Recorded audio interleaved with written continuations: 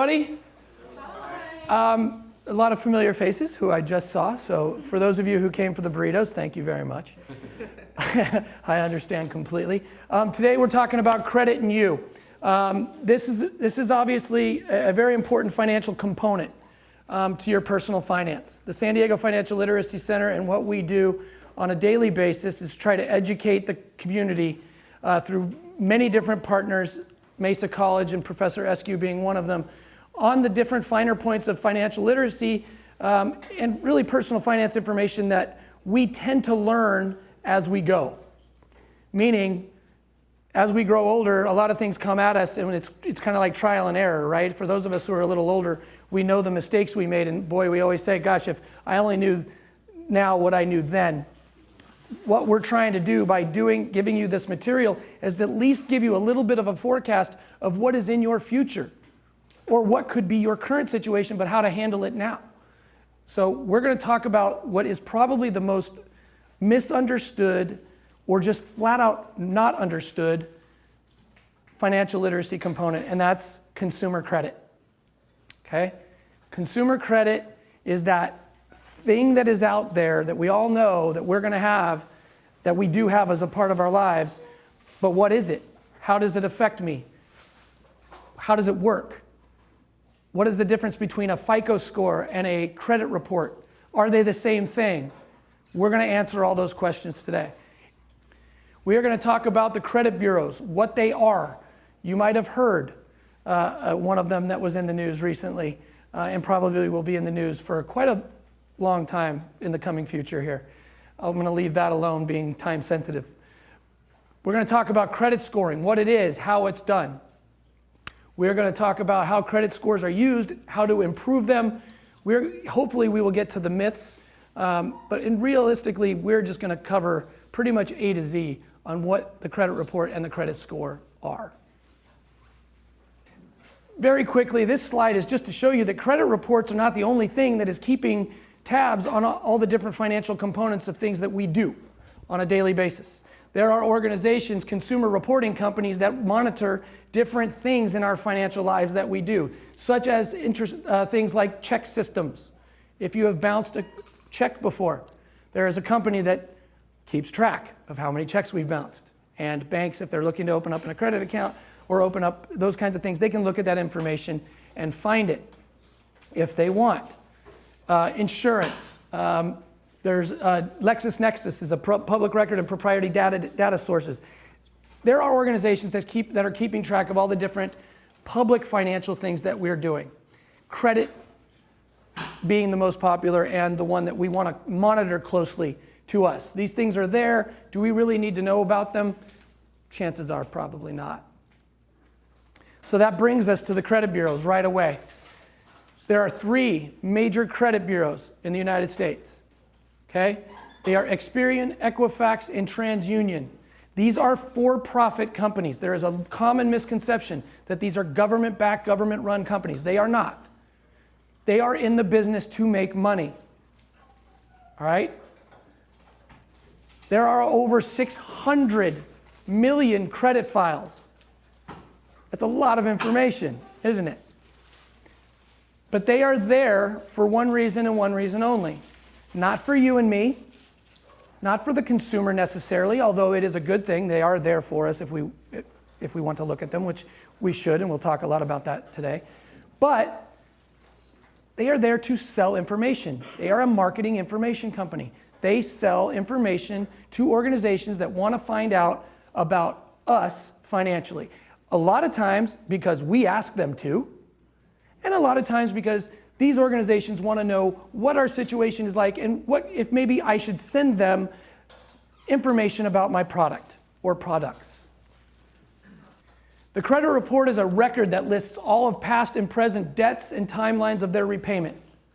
It basically records information of our actions when it comes to credit, borrowing, any of those kinds of things. Okay? There are many different factors in that, but that's the crux of it. The credit score, even though it is commonly thought that the credit score and the credit report are one thing and they just are through the same entities, they are completely separate. Do they have something to do with each other? Absolutely. But the most common credit score that you will find, and the actual birth of the credit score, is an organization called Fair Isaacs, also known as FICO, F-I-C-O.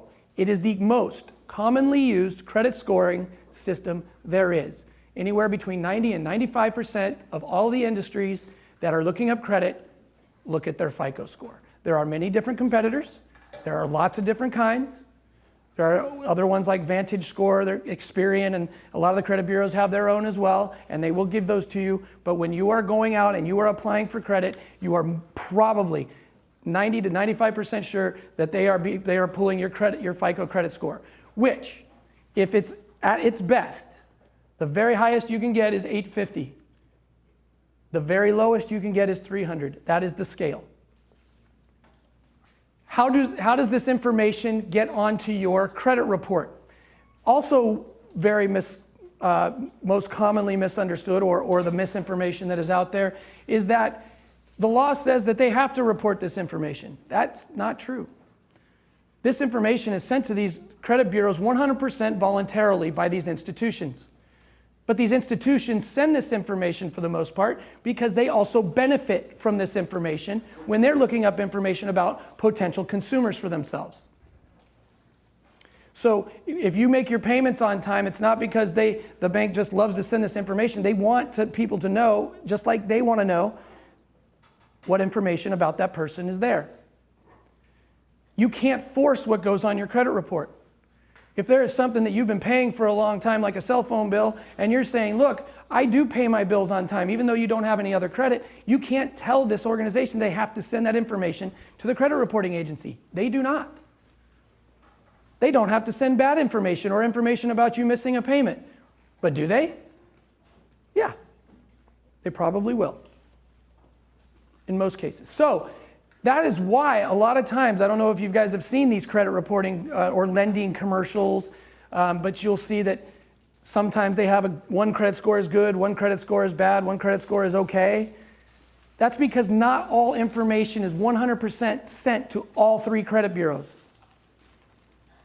The major institutions will send it to all three, but there might be others that only send it because they have a deal with Experian or Equifax or TransUnion. Yes. Does your credit score affect you internationally? The answer is no, it does not. You could grow up in Australia, you have the most pristine credit in the world, you're fantastic. You come to the United States, you apply for a credit card, you will probably get denied because there's no cross information. Unfortunately, that's what happens a lot when people are coming to the United States, refugee or what have you. We have professionals that come here a lot that are doctors, very well established, but they're coming here for whatever reason. And their credit, it's like they're starting over again. They are working very hard. And the reason is there's just differences in the way that we modeled things, right? The financial institutions are a bit different. The more we become one world, really, we communicate much easier now. The world is, we get so much information instantly from across the planet. That is going to change, we think, probably sooner rather than later, but it's going to take a while. I don't know if I'll be around to see it, but that is something that they're talking about. So the answer quickly is no. The accounts that you guys get are updated monthly. Now, again, not monthly all once at a time on the first of the month. Most of you will know who have, anybody in here have multiple credit cards? Multiple payments? How many people have a mortgage as well? How many people have a car payment as well? So you guys notice that you pay bills at different times of the month, all month long, right? So we call those billing cycles.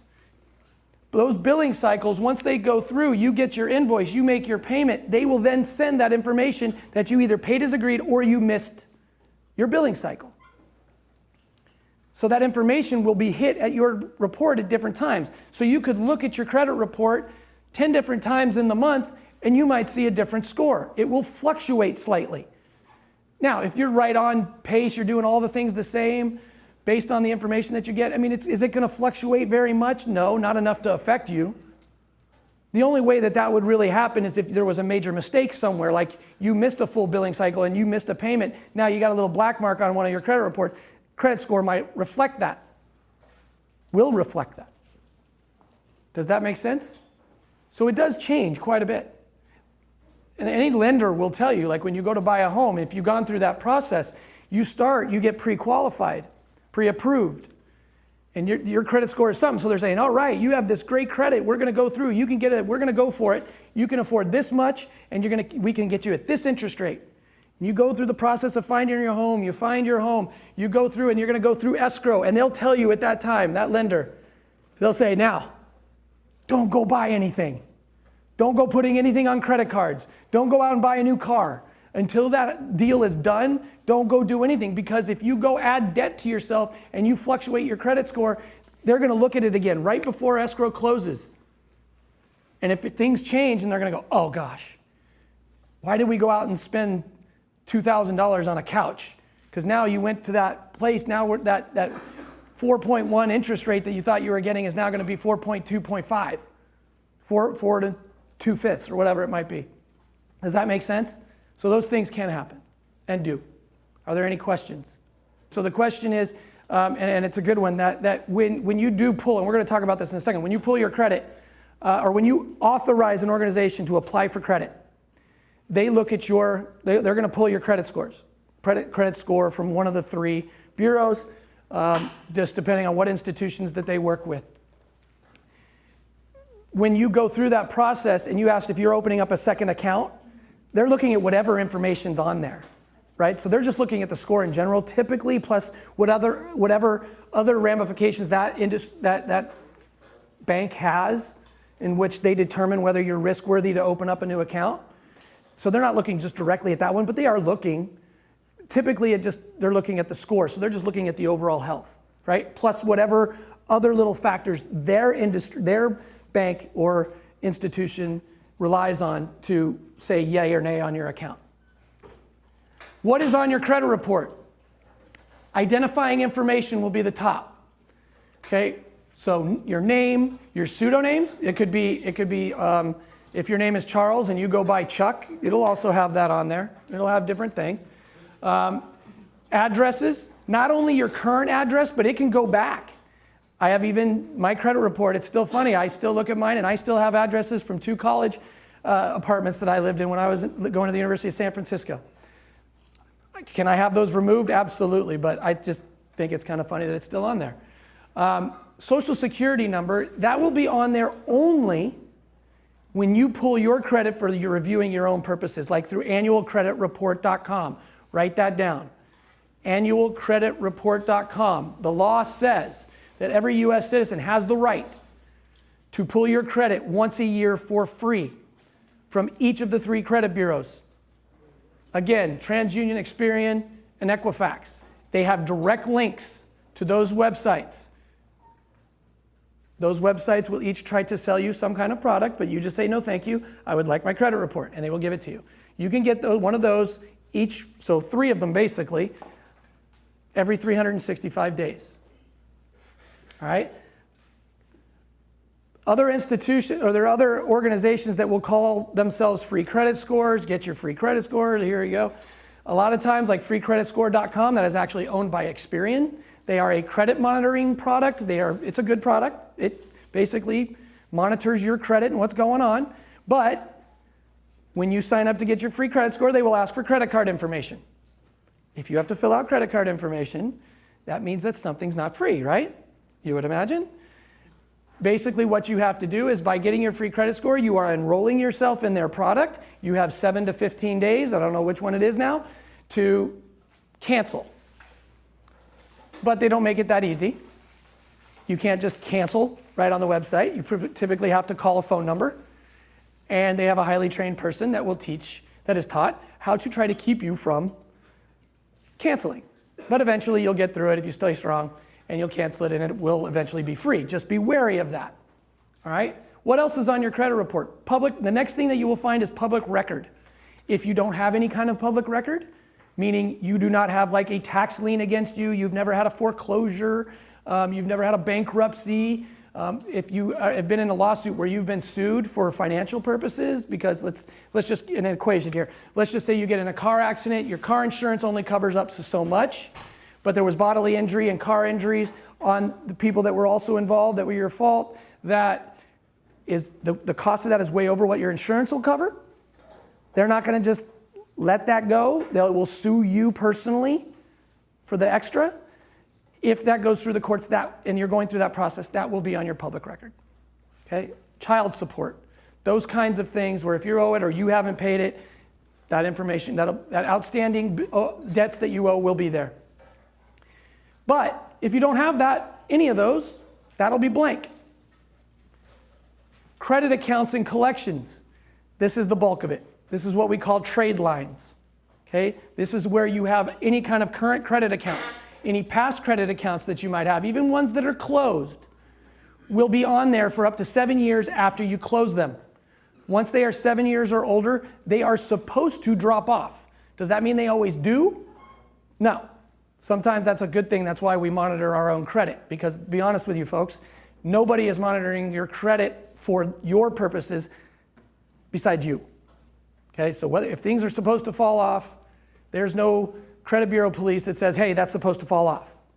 Okay, it's just too many files. So they're supposed to. A lot of times they're on top of it, but not always the case. Does that make sense? Collections accounts. Does everybody know what those are? Just very briefly, a collection account is an account that is opened by your original credit grantor. So let's just make it very simple. Let's say you, Bank of America, you have a credit card with them. You have gone 3 months for whatever reason and you haven't paid them. They have called. They want to know if everything's okay. They'll try to work with you. You stop answering the phone. You've gone 3 months, typically 120 days. Delinquency, they call it. Eventually, they're going to say, you know what? We're going to raise the white flag. We give up. We're now figuring you're a loss. So they will then sell that debt to a company, a third-party collection agency, and they will sell it for pennies on the dollar. It could be anywhere from 50 cents on the dollar to 25 cents on the dollar. It just depends. Now, Bank of America says, okay, we've sold it. We made, let's just say, 50%. They write the rest off on taxes as a loss. Wipe their hands of it. They no longer own that account. You might then get calls from this new owner of the debt saying that you owe them the original amount that you owe. Okay, you're going to be like, wow, I haven't heard from you guys in a while. Who are you? I don't know who you are, right? Well, you owe this account number.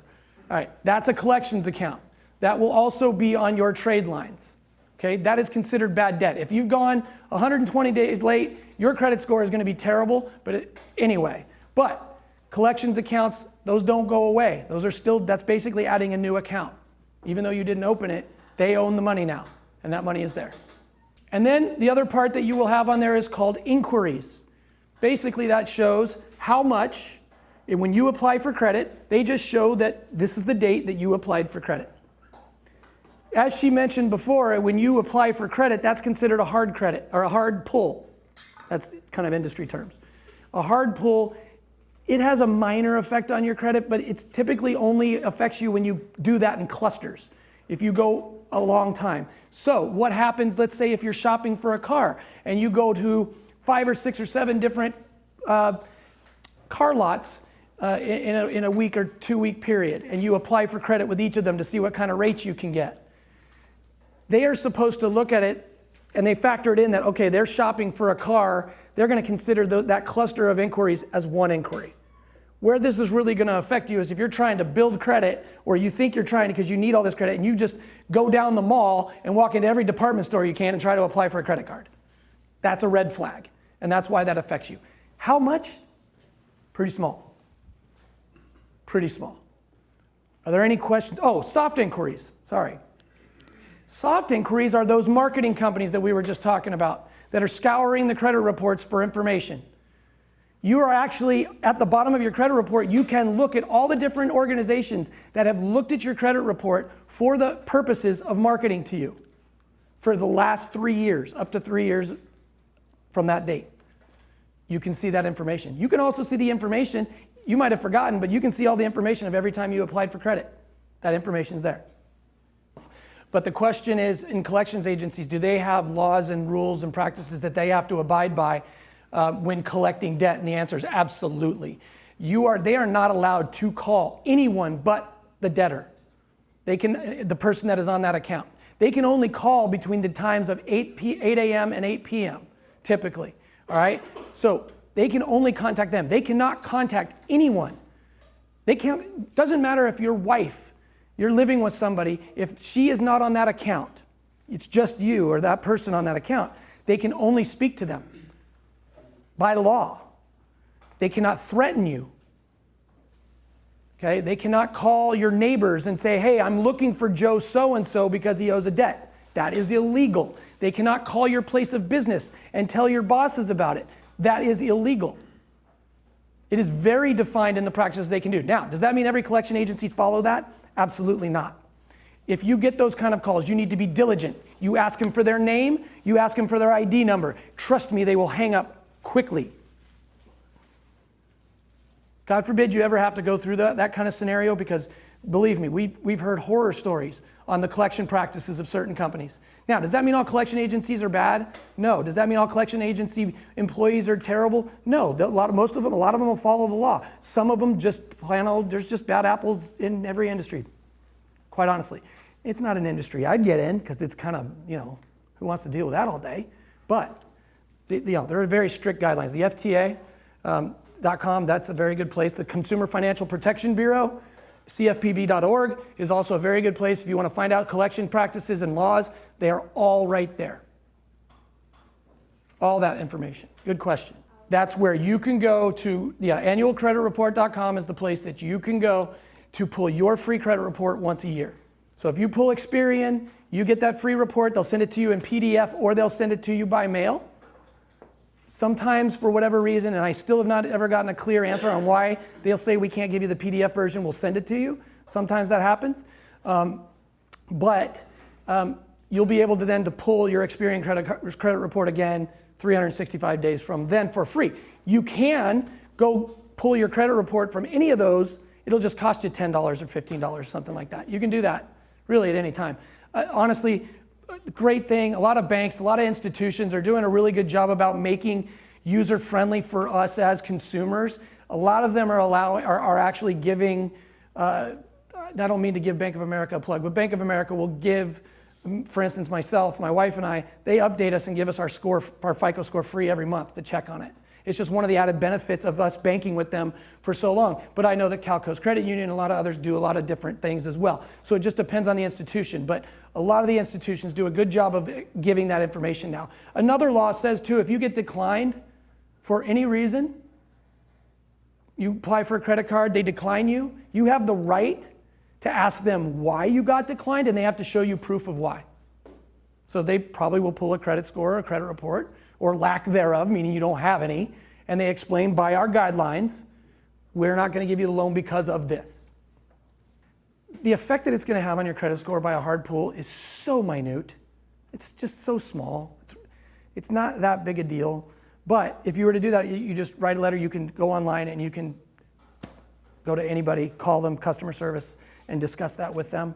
But typically, it's not even them that does that, it's the scoring systems that do that. So for you, it really would be very difficult to get a hold and do that. And I've never, in all the years that I've done this, I've never heard of anybody ever having to do that when it comes to hard pulls. Okay, so even if they don't get grouped together? And to be honest with you, there's really no way you would know. Okay. I mean, FICO and the different credit scoring agencies, they determine those and what their algorithms say. So yeah, I really wouldn't worry about that. The question is, can other institutions look at the dates and with the frequency of which you pull your scores or pull your inquiries and how often you have done it? And the answer is yeah, of course they can. They can see the dates. You can. That information's all there for you. You can see how many times, what dates, almost to the hour of when you pulled or when you applied for that credit. And some may do that. I don't hear many that do, but they can do that. Sure, that's information that anybody can see, yourself or anybody else. The other differences between what you see when you pull your credit for your own purposes and what, let's just say, another organization sees on the credit report is for those trade lines, what you see, there will be contact information of all the institutions that own your debts, addresses, phone numbers, all those kinds of things. Where, if it's a Toyota dealership and they're pulling your credit report to look at it, they don't see the contact information. They just see what the debts are and who it's owed to. So nobody can call and ask information about you, okay? This is what a basic credit report would look like. This is a couple years old, but this is just an old Equifax. This is what a PDF might look like. This gives you, the first page typically is a summary page. It'll tell you the different accounts that you have. It'll tell you the total amounts of debt that you have. In this case, this person had 6 total accounts, right? And it adds up at that day, at that point, this is how much debt you have, okay, as of this date. Can that change? Sure, you could go buy a car tomorrow, right? And then that will get updated probably a month from now when that credit gets sent in. The PDFs are great because they have links now. So if you wanted to go to information that you're concerned about, you typically can just bang, bang, bang, go through it. If you get the printed out version, oh my goodness. Sometimes that can be some serious information to try to go through. It's a lot of paper. It can be. This is what would be considered a healthy open account. In this case, they typically will all look like this, but you can see there's a lot of information on there. From the date you opened it, to how often you pay, how much you pay. The things that you really want to be worried about and would be focused on is account status, right? Do you pay as agreed? Are they monitoring everything that I'm paying? Because if you do, you're building your credit. You make payments on time every month on all your accounts, you're going to be in good standing. That is a good thing. And you can see by this little area right here, it'll show up to 5 years every month. Sometimes, in this case, this is a very healthy account. Okay? That's building your credit. In this case, this is a mortgage, I believe. It is. And so that's just showing that you make your payments on time. Just in another account, this looks like this person in their credit card account was doing really, really well for a long time, and then all of a sudden, something happened.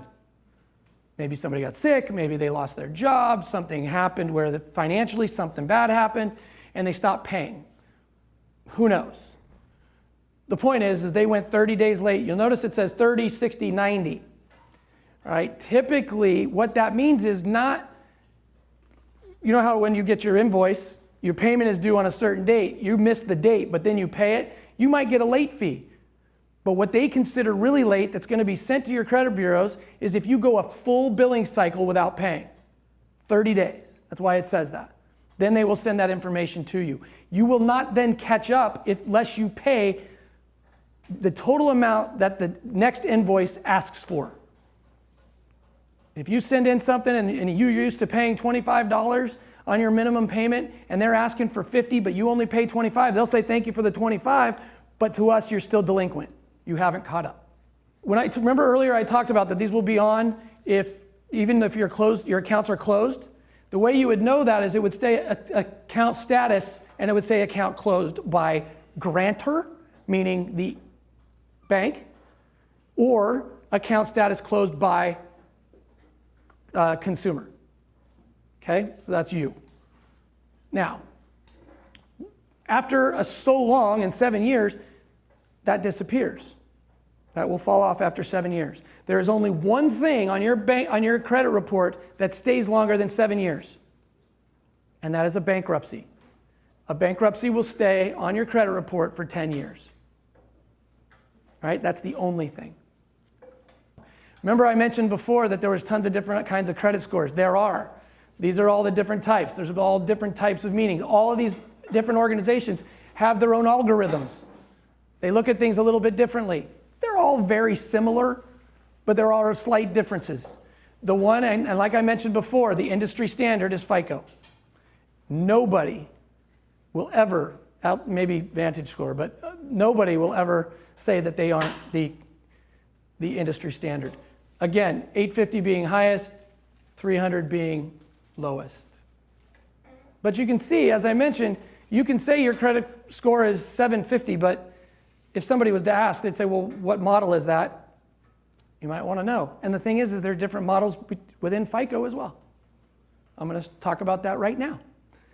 We are currently, at this place, most industries are using what's called FICO Score 8. FICO and other industries, they are constantly looking at how we as consumers spend our money. How are we using credit? What is a true influence on whether we are a risk factor or not? So FICO score 8 is the model that's most commonly used right now. Okay? Basically, they say if you don't pay a debt right now with FICO 8, if you miss a payment, it's the same no matter what that debt is, and that includes medical bills. Okay? Now, what is different and what is out there currently right now, the most up-to-date is called FICO score 9. Not everybody is implementing this yet. Slowly but surely, everybody will. Okay? But FICO 9, as they have gone through, they have said now that they are showing that just because somebody has missed a medical, the medical bill didn't get paid, and that could be for what? Many reasons. That could be you thought your insurance was going to handle it, and then they didn't handle it, and something got lost. Or it was huge, and it was just way more. They have realized that medical payment history doesn't necessarily reflect on what kind of consumer you are, what kind of payer you are. So they take less into account medical collections in FICO 9. They're also trying to implement rent a little bit more because you pay your monthly rent every month. That doesn't typically go to the credit reporting agencies, right? So that's never been a factor, and that's tough. So they're trying to implement that. That's not easy to do, honestly. So until it becomes an industry standard for all landlords to send that information in, that's not really something that they can factor in too well, but they're trying. They're trying to know, the idea is they're trying to get the best read on what are real factors of risk. What is it in our time, in our age right now, what is it that we're seeing? We don't necessarily want people's credit scores to get better because they want to honestly assess what is a good risk. That's what their focus is. That's their idea is to you, if you are a bank and you're trying to assess risk on whether this consumer is going to be the best possible fit for a certain product, is that the closest reflection they can? Now, that's why all different institutions not only factor in just the FICO scores and those kinds of things, they also have their own industry and their own organization, their different things that they look at. So they take into consideration, let's just call it a secret sauce, so to speak, right? They also have all their own little things that they look outside of that, but that is a major factor in mostly all of it. And a great way to explain that is if you're applying for a new credit product, let's say at Bank of America, I don't want to use that. Let's say Cal Coast Credit Union, you're saying that you want to open up a new credit account with them, okay? And you have also been a member for a number of years. But then you also go to Bank of America and apply for a credit card for them. Well, Cal Coast Credit Union has a number of other factors that they can look at when looking at your situation, right? One, you've been a member for a while. Two, you've been an outstanding member. You've never gone delinquent on anything. You've done well on your bank accounts. They might look at a lot of different factors based on information that they have versus Bank of America that only has really what? To run on what this information is. Does that make sense? So not everything is black and white. Never will be. That's why we have the rights as consumers, again, to ask why we got denied when we get denied. What is considered a good credit score? What is considered a bad credit score? This depends really honestly entirely by industry. Every industry is going to consider things, a good credit score, a little bit differently. This is kind of based off of what the mortgage industry would be right now, mortgage lending, what is top tier. You're going to hear that when you listen to car commercials and they give you, and you can get this car at 0%, right? But then they start talking really fast, 0% based on tier 1 credit, really super fast, right? That means you're going to get that loan, you're going to get that deal if you hit all our requirements.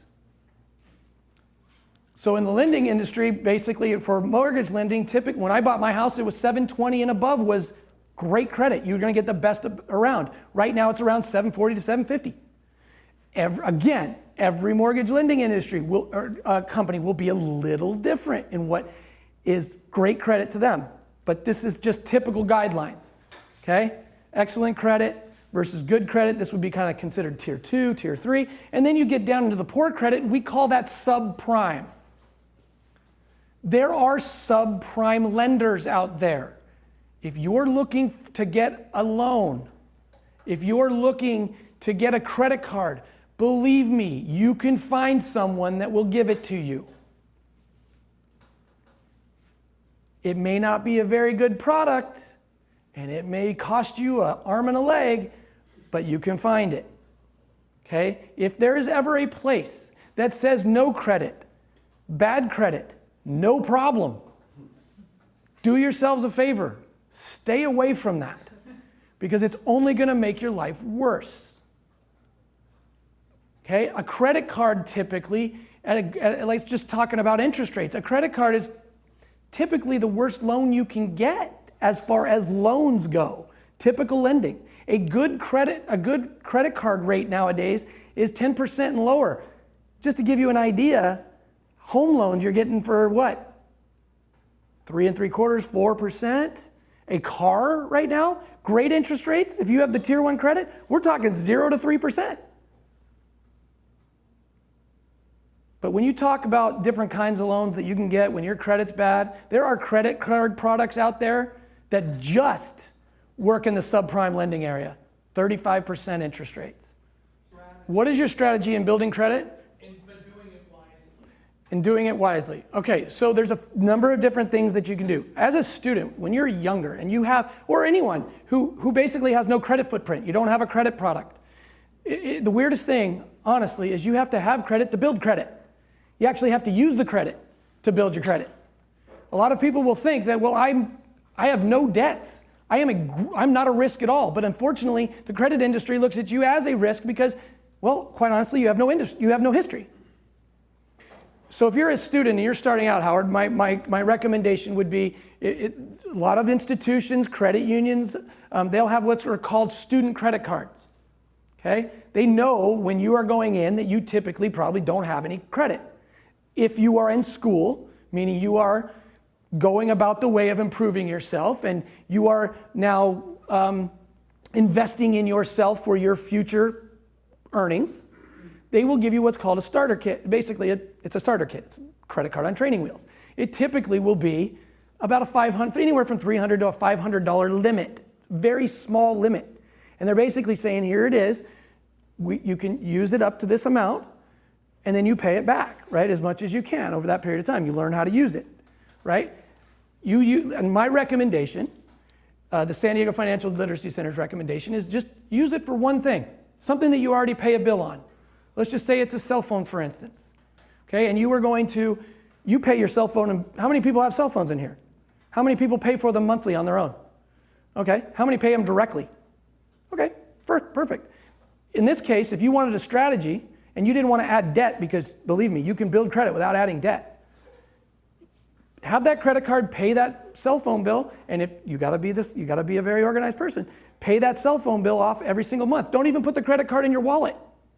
Just have it automatically, and then you pay it like you paid the credit card every month. You are now utilizing credit as far as the credit industry is concerned. You're building it. But you're also building it in a very smart way. Now, does the credit score build basically if you diversify, like if you have a auto loan and a credit card or two? Sure, absolutely. But this is a marathon, not a race, folks. And I wholeheartedly, when you want to buy a home, you want to buy a car, you want to go get a loan, plan it.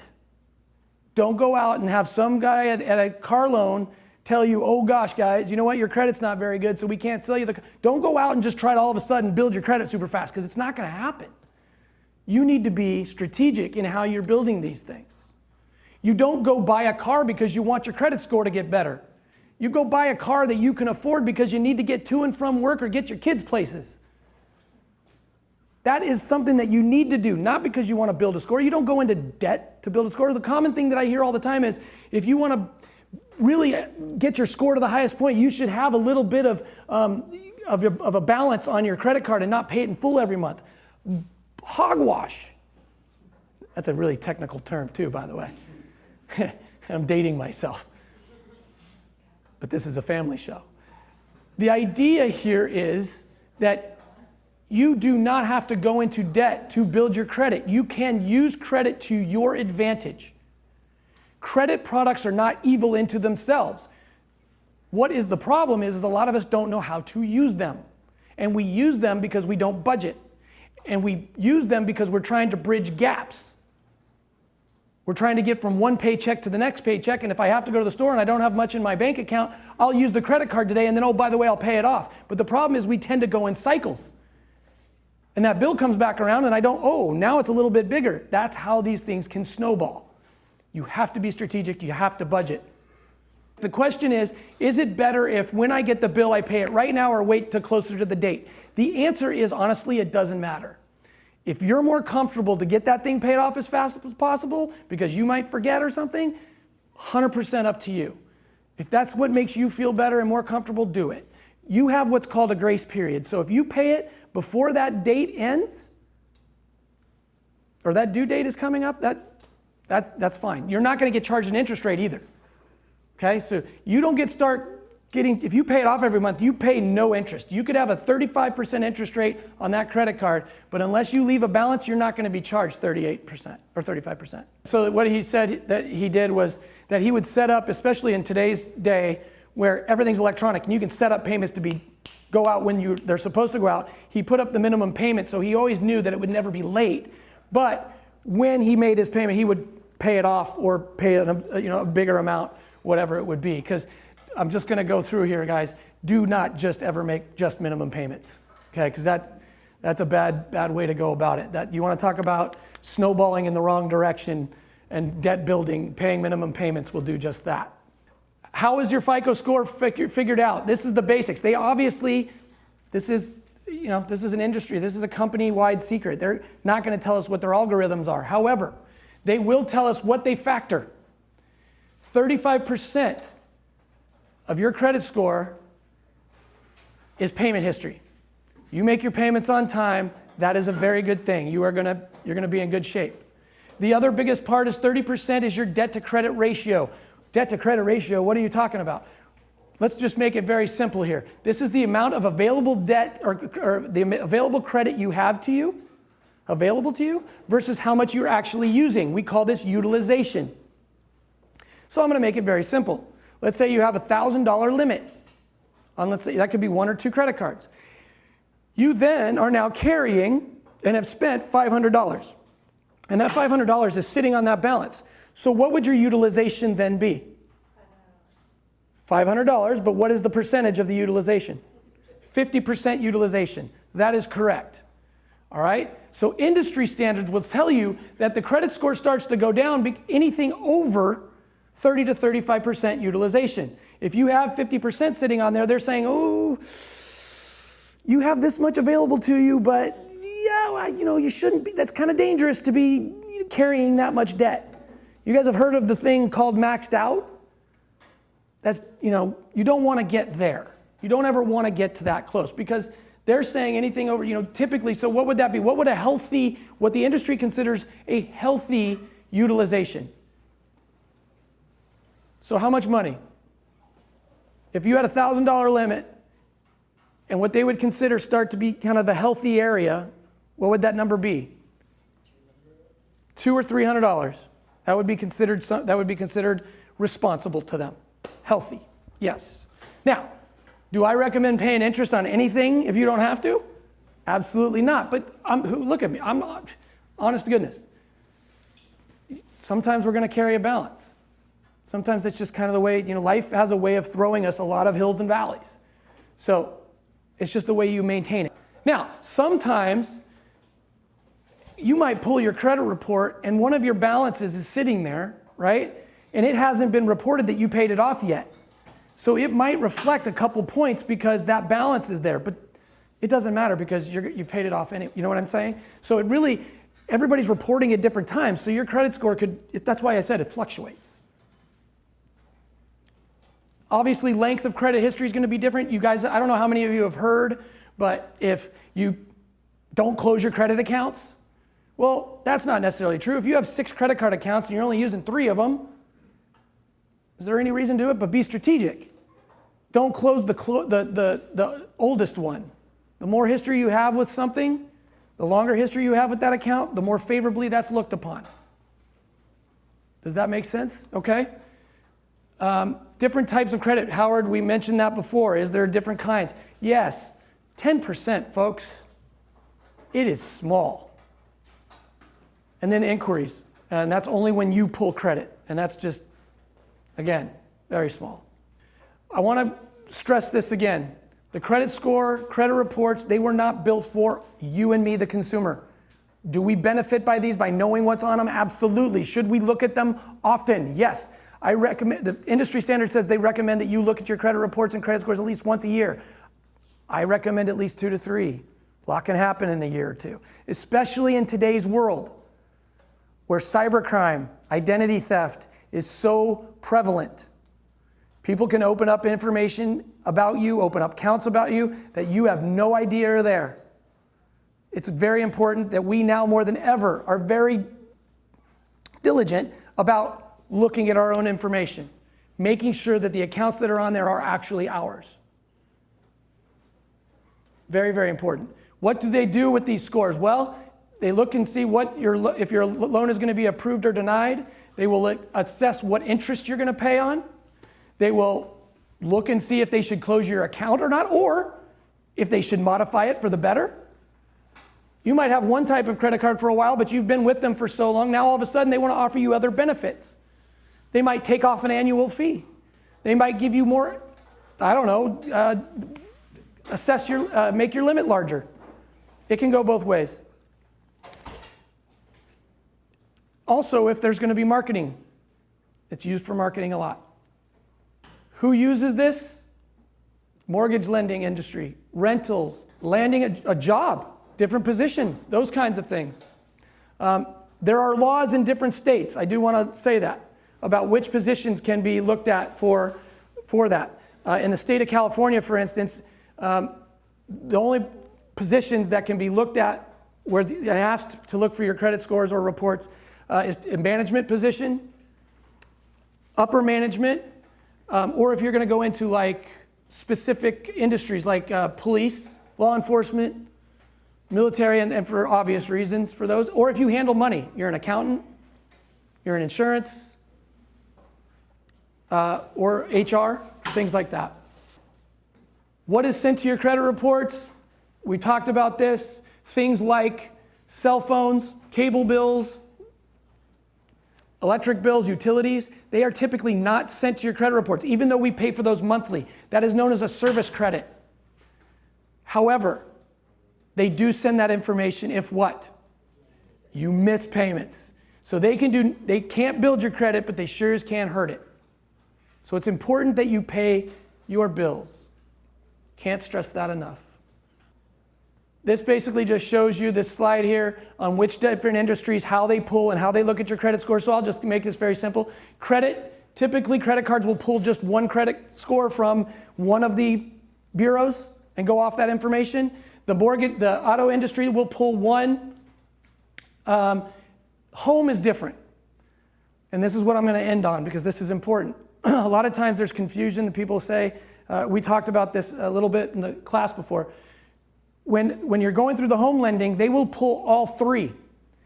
And it's kind of like figure skating judging. They will drop the lowest, they will drop the highest, and they take middle score. If you go in as a couple or a married couple and you have to use both your incomes to get the loan, let's just say she has really good credit, 750 credit score is what they are going to use, right? He has a 680 credit score as his middle one. Whose do you think they're going to use there? The lower one. They do not average the two, they look at the lower one. Okay, so that is in itself the only way that somebody else's credit can have an effect on you. Are there any other questions that anybody has? If you would like this presentation, Professor Eskew and that group will be glad to give you that presentation. The SDFLC is happy to give that to you. If there are any questions, I can stick around for a little bit and answer any more that I can. Thank you all for coming.